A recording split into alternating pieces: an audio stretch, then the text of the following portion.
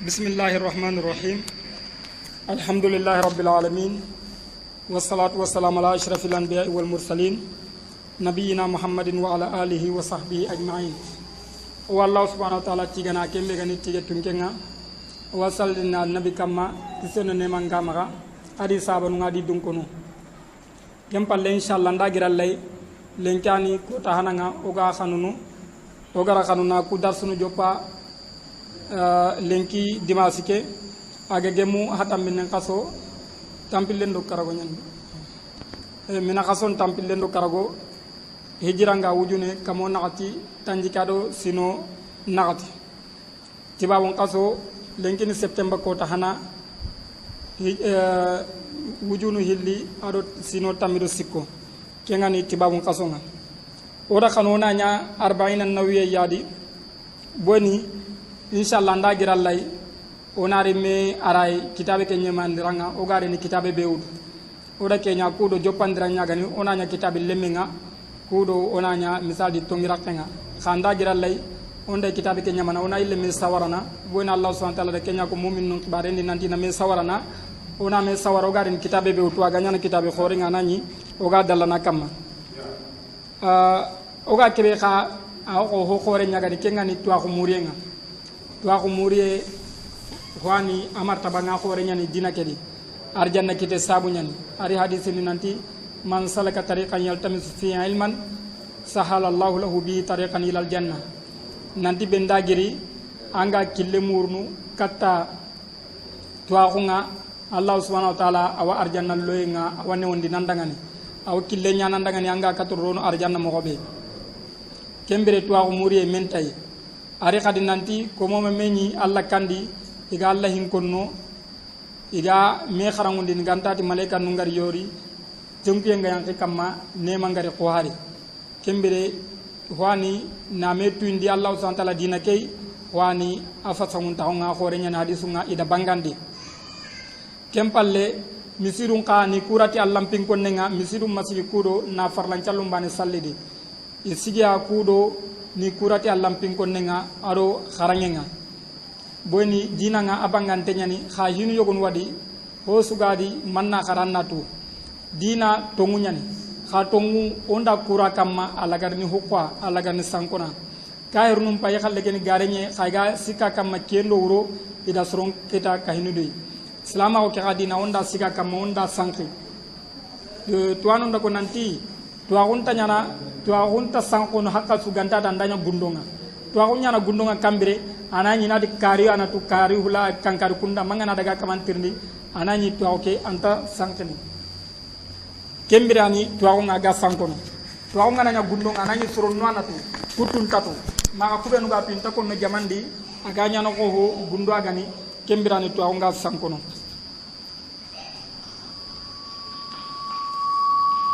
kera koy nanti tuakunga on kawa ona santia sere angara hobetu haraga nyana honnay anna santi anjoro menaha o gara ke kitabe be khanu nan to wakharanga kengani 40 nawiya kitabe khoran hungume nga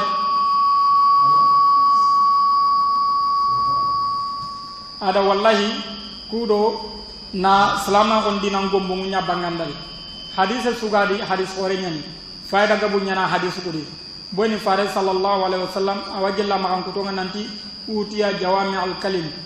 diga mungkin fare nga sallallahu alaihi wasallam diga mugo benu anani angana hay diga loxe nyani khada manam ko khorenya logo kembere jawami al kalim awajalli kenga ku 40 nawiya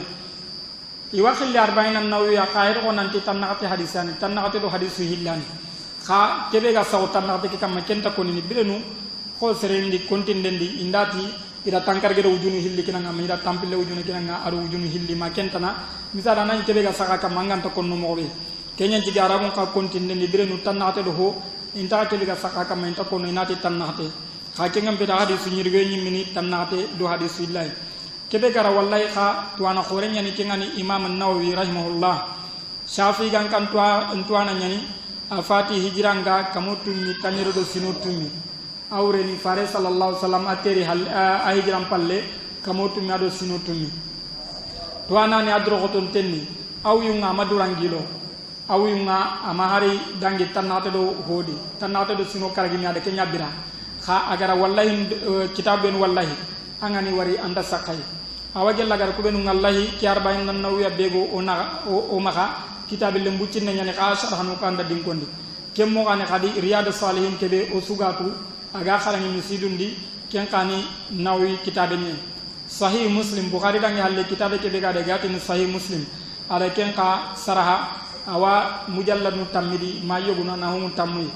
kemmo kani khadi al majmu' sharhul muhaddab ada ken ka de bari ken kani shafi kan tua khunyani shafi kan fiqh nyala gara sharha kada sharana yurwandi na tuanu ku idiga men ko na diado hadisum pasarundo kentana ken ka angana wari awa mujallad mutammi mana hungai ado rawdatut talibin ado tahdhibul asma wal lughat kitab gabe nyana gari wallahi adan ke wuyuro khedi agani fatini aw yumadani tanate do sino karagi kenga gello nga tuano nga be kun nanti barke nyani alla ga nyana naro yogon wuyundi anna e gwari ada honna bira kha ana hanga misali 40 nawiyo nga kharani misidundi riyadus salihin nga kharani misidundi ado sar say muslima wa kharani kulliyanu ndado kentana kesuni wuyum barke nyani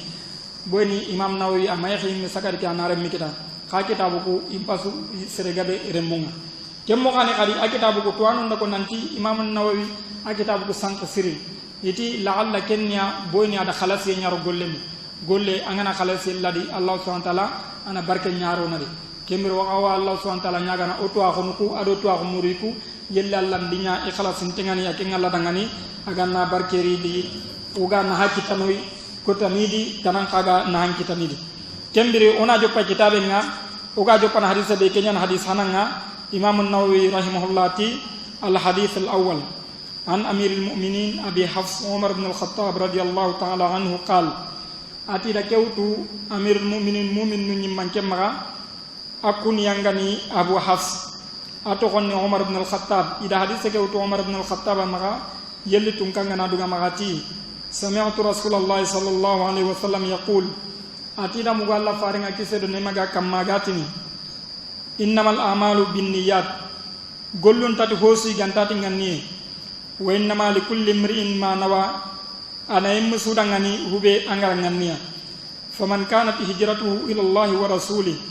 be bagam ka ongananya mampere we ngananya kata Allah adi farenga fa hijratuhu ila Allah wa rasulih annatu nan tampere go nga mambagam kaunga ana kata Allah adi farenga wa man kanat hijratuhu li dunya yusibuha be bagam kaunga nanya duna dangani angala hakita aw imratin yankiwa manga bagam kaunu anga heregono ya gala dangani angala kenya kini fa hijratuhu ila ma hajara ilayhi ambagam kaunga ana kata honyai anga bagam kau kata hube ke hadis khorenya ni imam an-nawawi rahimahullah di kitab ke joppataye tuana gabe wadi iwai kitabu ngai wi joppata tike ko bukhari moko iti boni hadisan hadis foran adiga munu nganne nyakama keni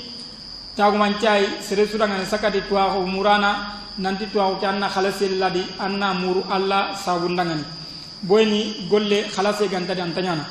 kenyan tigi tuwano iwanu golle min taxunu inde kitabun joppane na joppake hadise ke ade penyani ise o khanundi khamana nyurwante nyani amana logonte nyani ati annatu nadi golle ngade gollen tatu hosi gantati nganniyu awren gollen ciroe anati ngannenyi gollen buroe anati ngannenyi gollen nanciro allage anati nganne ngana sura gollen nganne ngana bono gollen qabunna innamal a'malu binniyat gollun tatu hosi gantati nganni awko anga golle wari Allah batte nyani nganne ngana radi anata lancurondi anga golle walla Allah batte nyani kanganni bure ngana radi ana bonondi kenni mani ona misali to umuriye ado jihadu ado honnancirawo fare sallallahu alaihi wasallam adam misalen kadu ku sikiya nanti lagara ko tay gajo ngana be nuro ni bendi kenni be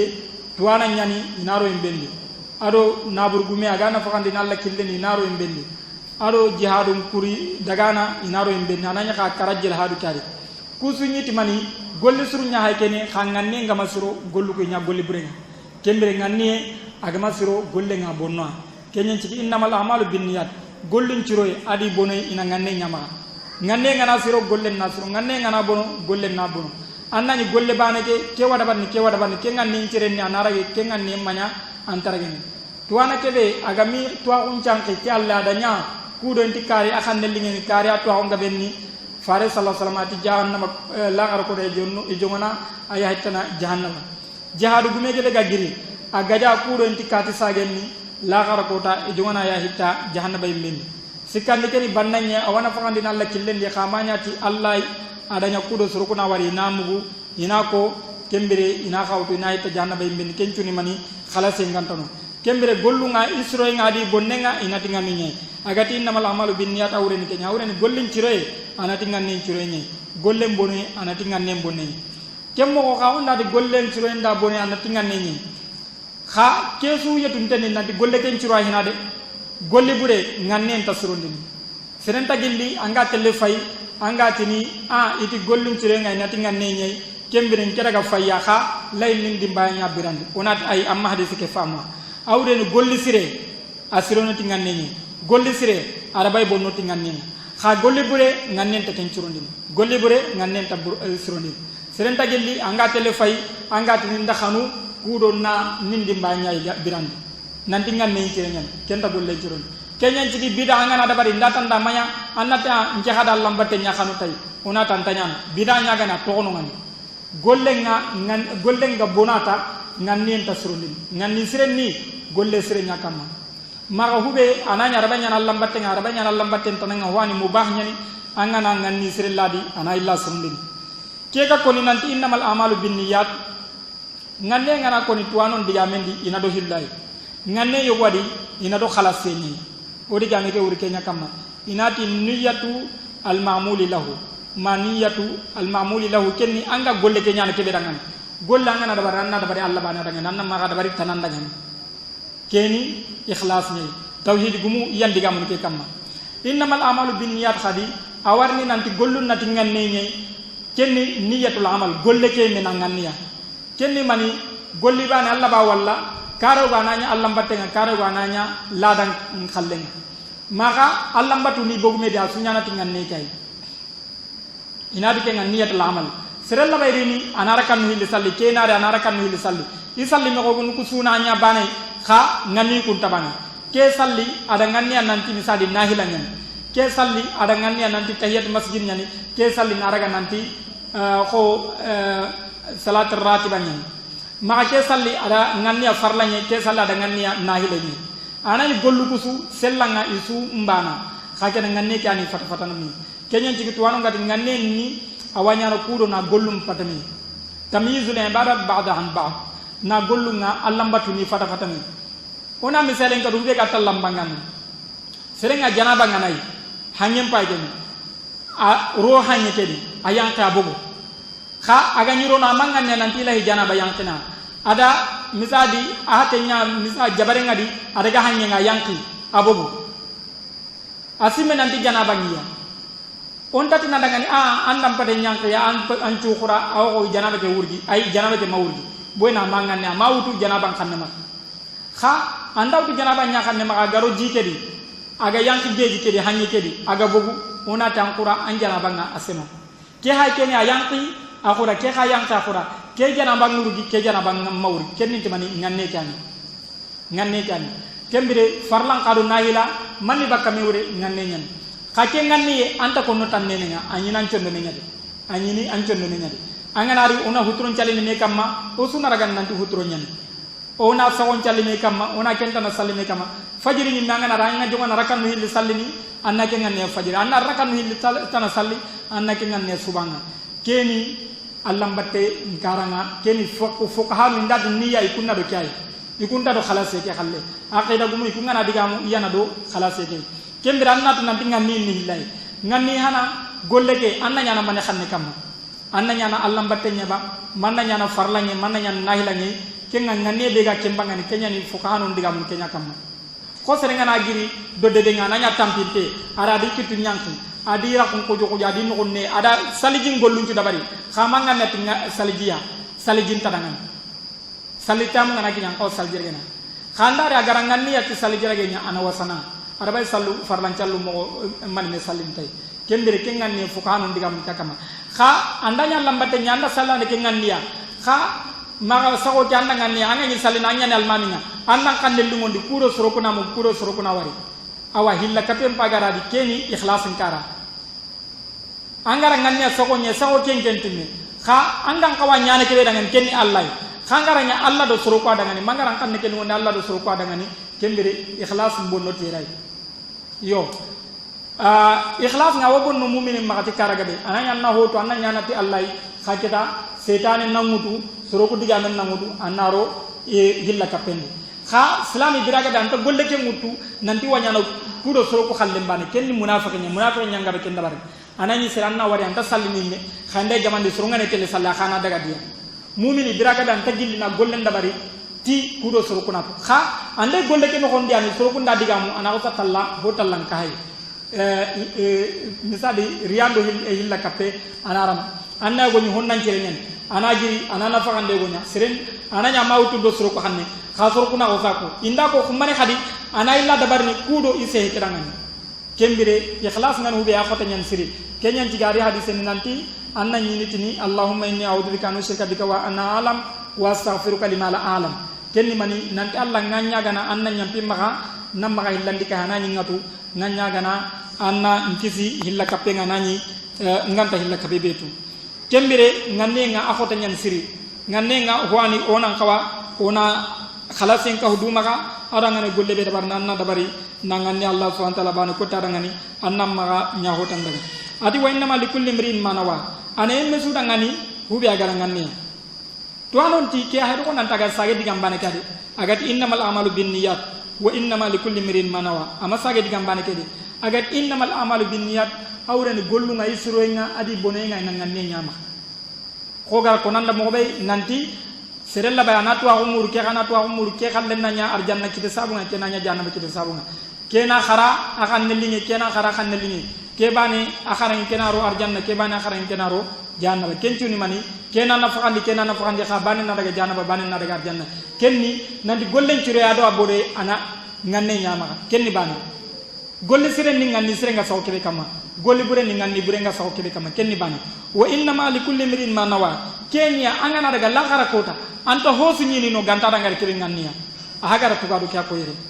ho hanake ati innamal a'malu binniyat annatu nandi gollen cirenga ada bonenga ana nganne nyama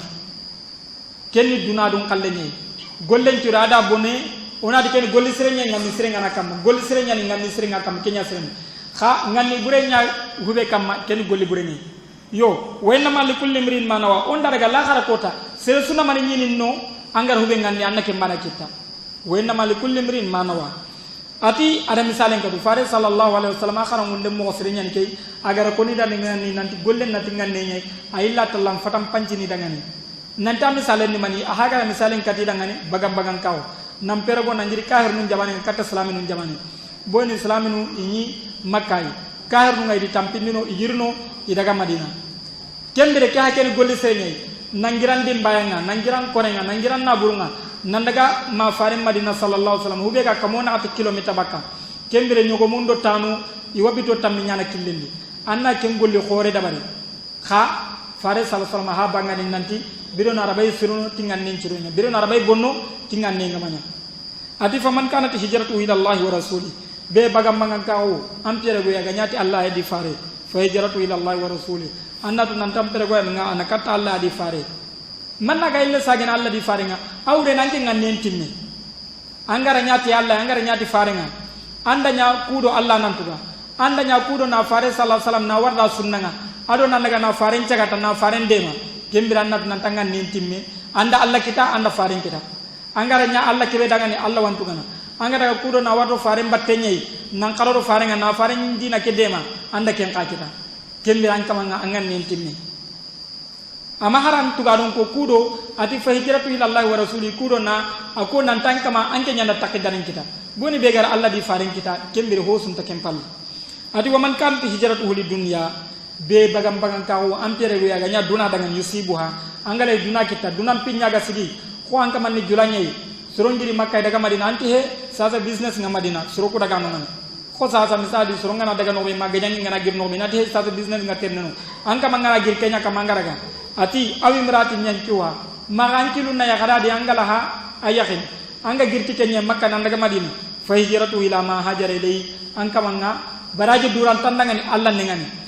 antere goenga anakatta honya anga hego katta hobe awre nanga daga duna dun tabu be maga anga na kenkita ni kenye salamu salim khanga me kenkita anna duna di baraji ken duran tandangani tuanonti amati fa hijratuhu ila dunya ma fa hijratu ila mirati nankiwa ati fa hijratu ila ma hajara ilay yere tada de honde kudo nanyang kadeli kenga nanti duna het hoy angang kawa nan tampitai adi benda bagam kau kata Allah di farengan kamanda Allah di fareng kita ada kemak amangurni khayere ama hari ho pati mani ari fayjarat ila ma hajarele awre anen ken gadaga tak bucine ke be muru anna kenya kita ken tak te rohen na rohen ca budanganen ama ari digam ke gilon dadi ada de honda tadi fayjaratu ila ma hajarele ama ka hari hadis ke gilon ama digam kana gilon idi keni balagani awre ni benda giri duna kanema anna duna nyini nonta anta hota na nyini non kembere keni misale nya fare sarsa agara kato nangani ona khento duna don khabar fi ho so angara nya ti Allah adi fare annab nanti Allah subhanahu wa ta'ala wa anyi dan ken kamma Allah wambara jencana khangara hube nya ndani duna don khabar nya anda nya ti dunai anna dunai nyi nangkan khana Allah mbatte jannan kawanya na Allah bana dangan angara nya tanan dangan perdi e bana heti anyi lene yang ngaten ken kamma kenyanda Allah mbatte do tanam mbugmi serenga agira gara ganna buri nyamur agama na burin kita ona ta tampi ada kay dare fule ada kama ho kita ari atampi tendi kenda perdi khakeni duna dum perdi ni khalam batte hube gara mo ko do kenni angana wutu annan kawanna nya Allah bana dangan angama nya Allah dangani am perdi bana heti de nan tan taparaje kita ken bana heti de anyile ne yang katen kenya kam ken kam kona faande angana nya kudo soronya na wari namu antele yang kate tayya angama nya ti Allah doa umuri angana nya amma nya khalase kam antel yang ngangkat tayya ho sugane Allah batenya annan ko wannanya Allah subhanahu wa ta'ala bani ko tadang angara hilandi ka haisu anna nanti kembe perde nya kenga arno kisbaka kenga arno nya yemu benu iga khalasini igollenni onda jir kenga onara ka hadis hillandinga kenga ni inata hadis jibril ke hadis ka umar andas hilla ati al hadis tsani an umar radhiyallahu ta'ala anhu aidan qala بينما نحن جلوس عند رسول الله صلى الله عليه وسلم ذات يوم اطلع علينا رجل شديد بياض الثياب ati da kewtu Omar maka yelli tun kangana dunga maati ko ta yoga taun fare sallallahu alaihi wasallam jomme na kan yigo yingi katoy shadidu bayad thiyab adro ku ngai khorenga ibanganten akhora ay khullen khafak shadidu sawad sham ay tenga binne ni oga na ay binne ni khakir la yura alayhi atharu safar terende ta man centay wala ya'rifu minna ahad bande suntatu gelloy awreni debil lemma he ogatu kha onati terana nyane kha saha ana giyantay boni madina godron tan hon tan kha ayra mumma khobentay hontay aw qasen kan hatta jalasa ila nabi sallallahu alaihi wasallam magata on kata farina sallallahu alaihi wasallam fasna da rukbatay ila rukbatay adi khurngum pilli adi tuga kata fare sama khurngum pilliya wa wada'a kaffay ala fakhidai adi ikkitimbe kompilli adi saw fare sallallahu alaihi wasallam adi saw imme togon kamma wa qalat ya muhammad akhbirni anil islam khibar islam wa kam fa qala rasulullah sallallahu alaihi wasallam faren jabi kisodene maga al islam salama ko antashara la ilaha illallah annan cede nan tunga sundar gantati allah wa anna muhammadar rasulullah annan cede nan muhammad allah farnya wa tuqima salah anna sallan cigin watu tiya zaka anna jakkan kin wata suma ramadan anna sunqa suncumu wata hujjal baita anna allah kam piji in sata'ata ilay sabila gelangana kille kita katay qala sadaqta tantum fa ajibna lahu o ja khala akhbarin yasaluhu wa yusaddiquhu awatirni awillenitini antum ke hadise onan kampero nar jokkero banake ati jibril ali kata farina sallallahu alaihi wasallam ka jongaru ke kummatu ari kembere adi farenya adi sabam watahum aga nyirini boni malaika nu ndairini irini to khosiran saurai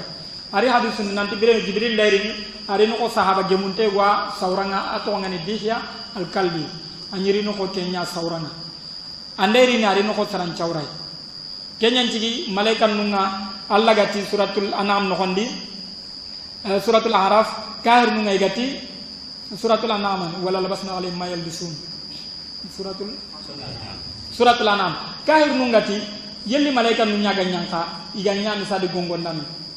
allati ay ati malaika nu nganyanka gampinga hinukuta lanjaka sinima boni malaika di kampe di mo tentar naga tongono hakun ko mbugo gari naga hakawandi andari ina hadamare litina ina hadamare ndrokullay andara anta hatta hanangani keni malaika ne allah ndeke khawa tongondin ba inta tongondin yo kembere malaika ne fare sallallahu alaihi wasallam de jibril wala isawrandi kha malaika no nderi ni nyendi har nderi ni surum palaki ho luta surunga gari halaki ya hada mare manu ko alli surondi wari kembere jibril ali asiramma agari ayira minga akhullenni ayin tembinenni igara wari imatu madina ke kha isika khadi boy imat terinde tagman ci waray ari ataw kata faringa sallallahu alaihi wasallam adi khurunga adi tuka kata faringa sallallahu khurunga adi kitum pilleri kambe kunka ito kunkamma to anon dikeni kharle manga ko jikube kita kharandingiranga anna taw mon cirondi anna terenge kata to nga ande kinin ko jibril karanya mo be kun ati muhammad danganati ya muhammad muhammad yo jibril anda khiri kunu ka fare sallallahu alaihi wasallam sabanu adanya allah dikaba nanti maga faren khiri khoy menu ga me khili mo be inti ya rasulullah ya allah fare immaga faren khiri khoy ga me khili mo be yo khayere mebe adanya kudo kharangun dem place nyagani kenyen ci gagati ya muhammad kudo na koy nanti ko ken tapimme mu kenyan ya ati akhbirni anil islam khibari baka salama ko ati salama ngan ke anta la ilaha illallah nan ciri nanti tunka suntara gan kaw badan titonga gantat allah aro nanti muhammad ni allah farani ati ani khibari salama ko nya haga salama ko mbong karaga ko nan tan nan ciri nanti tunka suntara gantat allah allah banan tunka nga gan kaw batini ani tagandana ngani war jahandana nga kebe gan tagandana war jahandana ngani en ko batina bani hillan nin tasri kapay batindi annan cere kan nanti muhammad na Allah farenye awre na Allah da khikato ya annan tongondi muhammad gar hube ko nandanga agar hube ko annan tongondi tay agar nyamar bakka ay hube annanya agar ka bakko be anna tokono annan ma Allah batu ganda da garan karangundi mo hobe agaran karangundi dinake mo hobe anna Allah batu kunni annan maka halla kemmo kada kada to tuqima salanna sallen cigindi indade sallen cigindi awre ti sallen pedi ho yanga wutna cigindi awre nanna farlan ko cigindi anna gombo mun cigindi anna sartin cigindi sartinu benu gay salle jirage nan lawran cutori nan jonko ci mbakanga na salle jumutu na gombo mu ku tembe ni me anna maga wara me khanundi anna maga nya bagan challenga anna ko anna nya ko fare sal sama garanya mar mo be na gombo mu ma fogundi na sunna nun dabari kenya ni sallen cigindenga wata suma ramadan anna sonka sumu alla garanya mari khaso ke be anna sumu na du kenga na yingi kata kenga khanna anna cumu anna yigo hongara anna min hongara anna yonkim pilu mun tono ado allah ko tenju wata hujjal bayta in satata ilay sabila anna alla kam pije khasati nyane kenga ati gelanga na kata dangan kembira kemma wajaba sukamma awajabi konu kamma kubenu gara sey kita katai qala sabaqta jibril tadangana tanto ngono faajibna lahu umarti wala sami akhbarin yasaluhu wa yusaddiqu awatirni na wallati na tongono anga naranga serinke pinda anga to betu anta nan tongono anto ngono ke nawo ko ande mi khwari ke mukwa adi kenyen ci gala sami akhbarin ata illa farantin sallallahu alaihi wasallam ati fakhirna al iman ntabar limana gankawunga ati limana gankawunga ni kere kenni tongonde ni andan to antu mina billahi andan tongondi ti allah wa malaikati adi malaikanno wa kutubi adi kitabu wa rusuli adi khifaru wal yawmil akhir ado al qiyaman ko la kharu ko ta wa tu'mina bil qadari khairihi wa sharrihi ada nan to ngoniti rakutonga aho sirenga ada aho lingenga ada ho khacin qala sabata tantong atan nan to ngoniti allah lemna gangkam ngani kebe gombo nguntum nyani annan to ngoniti allah adi imalaikanno annan to ngoni talle annan nan tallan tum ka bani ngayan tagandi angar jakandi ang kaw batini baten cu daga Allah dengan baten madaga tanan daga wa malaikati annan to ngoni ta malaikan ni Allah ko muni adi taga bakka noronga andi nyamar huge na kenya nyama andi ka baba ko be na kenya to kon la ya'suna Allah ma amarahum wa yaf'aluna ma yu'marun inta Allah kutana agari nyamar huge ina hunya nyana agari nyamar huge malaikan ni do har mari mun tabana iku ngalla mi nya kutanu alinya battanu ni malaikan ni gabunya ni anna to ngoni tiya yususui anna to ngoni tu hube ga sabati atto ari to nga sabati anna to ngoni ko jibril ado mikael ado israfil kubenu gadi qur'ana di ado farintu nan anna to ngoni tinganga i khay gollu nga be anna to ngoni tikenci nandi gollu ngiya awagel honi wa ko mon gollu ciana honu wadi yana ko mon nyum killagana honu wadi yantelo do misidu ngai ga taawnu iga allah pin ko nanu ngai ji ko harini iga misadi duangi dangan annan to ngondi kesu nan to ngoni ti malaikan nenga awre nan tancur non to ngontai an to ngoni tayya annai la ka fankilu ngade bona ngana nan di malaikan ngai wangollu jana annan kawan nan kilun to ance diga mundi ada nyang gollundi kembere kenyani nan to ngoni ti malaikan to ngonnen to sobe nyi megen kede keni to ngonne be garan nyon to katta Allah mbatten xanna ti to ngoni ti malaikan nga ani mon nan di malaikan nyi ngi tenga ngolle ngi wan asusana ken tanka bana sibure dabar ni kembere han limana ganka nga matimmi wa kutubi adu Allah kitabunga Allah gar kitab benu yang kandi gabunni annan to ngoni tiya o ganta kubenu tu annan to ngoni nanti Allah ga khifarun qi ada kitabun yang kandi katiya kubenu to ngonga koni annan to ngoni tukunga mufassalan khomi sari taurat anna to ngonta nanti taurat nyino injil nyino zabur nyino sufi ibrahim musa anna to ngoni tikunji khaku anna to ngoni nanti qur'ana ga da ku subulu kha bane aylan men kadi nanti taurat do injil nu nanti hungumu ngaidi harawa ko Allah gar ken mangani mo be fare sar sama gar ken mangani mo be kha qur'ana ke anto ngoni ni take nga mufassalan awreni anna to ngoni ti qur'ana adaluku agar obe ko hi gunnon khibare hiukunte anna to niti la gara khibar anna to ntai hosu qur'ana gara ko gele khibaru anna to ntai ummato sawanto anna to ntiya agara nyaman li hubei anna kenya agara ka bakka hubei anna to niti kenya kenni qur'ana kitabu kutubu anto ngondi ni annanti fare sallallahu alaihi wasallam di khibari in ko nurangane allah di khibaran ko nurangane warusuli adi khifaru anna to niti allah khifaru ngana tara khifaru ngabon qikatoy yogon wada di hin ko nurangane yogon wada mi hin ko nurangane agar kubenu hin kono nga gari tonko anna to ngoni tikunga fare sallallahu alaihi wasallam ni khifarun pola gari ngada nyamar nan tan nakenya batu ati hari fare sallallahu alaihi wasallam ko hadis nan hari musa gambirin maisa ho sunta tella dangan ganta ta na wardi ke fare sallallahu alaihi wasallam kembe anka ho sunta tello dangan ganta de ona wardo fare kallenga indati musa de ko maisa de ko annati kun shara anu ngai bulu kantenya wal yawmil akhir adu la gar ko tan nan to ngontai watu mina bil qadri khairihi wa sharri anna to ngoniti rakudo nga akhiringa ada misadi atorana rakuto birana wali mo birana wa kharasono kenyan tiga gati to anon ti manna ga illa sagen watu minakay boni kubano hagari sulu salu sami wa malaikati wa kutubi wa rusuli adi sulu salu sami hagari mu qadar kay ati watu mina bil qadar to anon ti ayilla sagen tu minakay hakira kuto mo on kotengan yo boni rakuto andage manca banga khas birana nalinga nga birana nga khasanga kha annan ka wannan to ngoni tayya nan tallan kitay anya kallega anya misadi warjaxe nyang kotanga ma kentana ma jidang kotanga ma misadi yimaram be sa sugane annan ka wannan to ngoni tay anna munyi ken kama kenyan cigira kuto mo gon cabun kotenga nan aga illetin anna nyille to ngoni tira kutonga akhiri ngada aholi nginda ho khate qala sarakta tantongono ati fakhbirni anil ihsan ati ngibari bakka hisron taw ati hisron taw ngani kebe anta abudallah ka annaka tarahu fa illam takun tarahu fa innahu yarak anna Allah batu ko anya ga gella nya ga talle anna nanti Allah ya xengan awreni al muraqaba anna Allah ko ros gollundi angane gollu suda barni anna nya ko anya ga Allah ko golnya ngana misadi duna gollendi golnya ngana ngana gollini apatro ngana siga kam magasrun mo an kande golle be dabar anna dabari anti na ko anya ga Allah agam Allah ko raga telam tuga anya ga Allah gella ngana de kenyi mesiman an pakkalendi adanna nanti Allah wangalla Allah ya xenga nga golle su nyana kembere anna nya haka su ankilu nga nyi menyari anga golle su dabar anna su khalas inna su sirondi kenyan ihsan kenya martaban nam pangasi ati qala fa akhbirni an isam adin tibari sanga kengani duna gille nga la kharkota ati mal mas'ulu anha bi ahlama min as-sa'il adangare kebe tirni kentatu nan kodo tirni nanani tirni ni me ngai gar kebe tirni kengani ke farenga kentatu nan kodan ken jibril be gani tirni ndana kay kiani tuaku antu angama kinya hube indante nanna tintatu fare sallallahu alaihi wasallam ummato kiana suwotu tuananga khawbe indati na gantatu atina intatu kenyan tigi iri da farenti niki manekan dingira nuncu ho burenga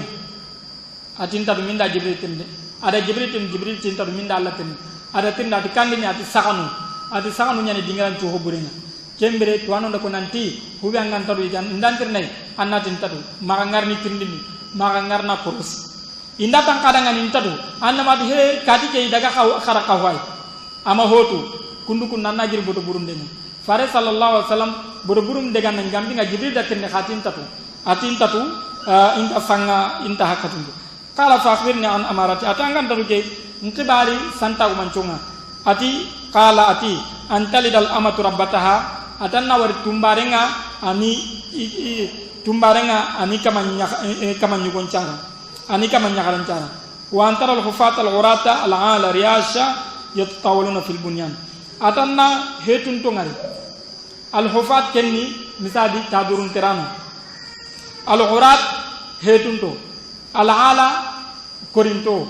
riyasha tamsanagano yatatawaluna fil bunyan iga wurugindini misadi sankanconondi ora ke ngari sas ati jibril gara tindi santa ko manco ngada tagu manco hilli kona tuana tumbar yakaren ni ikaman yakaren cara tuanon ti kenya na kammo iti ida hasar gabu ko ken awake le kenga nanti dunan lini yurwe dunan da yurwe lagal lo na burna gabo inda gabo yugon nani ana yakaren kita tumbar yakaren kita jihadun anda sauda battenga aren meke kenya lini ima horo boyni kebe tumbar ya hargani kenga na fatita remme kana sa ko horo na ureni antaka nyano ko me nyano hore ni kembere remme ka hagar horo misal serenga na tumbar ya haren kita anya jihadu ba manda khuba angara khobo anta tumbar ya haren angana a horo na yaki kenya ada nyakun tumbana kenni hore ni kempeti de khakenan tumbare nyana wamma Allah bagagane anytime khangana saudaya Allah bagagane haykenga khanda jidi andare me kitandangani akabante nyana nagaga kemire ken tumbare ya hada to kanyawre ko tan tandana ka Allah be sakade ha khapsu khanga fatita anyana hore ni kemire are nya khare ke mare ni woti kenya agar horo idi awre ni kenyi awren dunali ni yurwe antala dal amatu rabbataha adiga membande pengen ke be nanti dunali ni yurwe kiten nani wa antara al hufat al ghurat anna suruni tadurun terano hetonto dullinto kubeno gani yirame megantiya igani tamme sanaga ninya anni ni yancagene me ko sono eta sankancho sigindenga ora ke ngari sasa ko tampinto ganin tampinto sasa idi eta sunu kembere kesuni duna inki nyen tagmanteni bal tagmente be gan qur'an te fare sallallahu alaihi wasallam adike me teri imme Allah gare khibani kenni santa ko manceni boyni kana annabi nyil lagare ni awrena annabi nyimul ri ati kana ko misadi ko kanyu angana koros ma kanyu hunce aho lagare asusu gas bogu ho lagare kati tot kembere homa to fare sallallahu alaihi wasallam kenni mega khita kembane hay woni nyananti duna gille ngatinto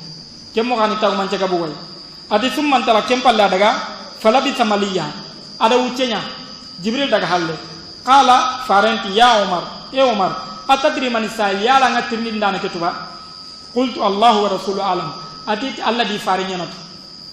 yo ati allah di farinya natu kembire man khana umar gati allah di farinya bona wodna di farin ke ngatu kenya na gari tendai kembire nanti allah di fare amaka be dingiranti amada ga dingiranti dingiran wani angara betin allah di fare dingiran yo nanta tin allah di fare yo Allah betin nga Allah di fare munda kenga basu sunda tuana sundar nagati nanna mati Allah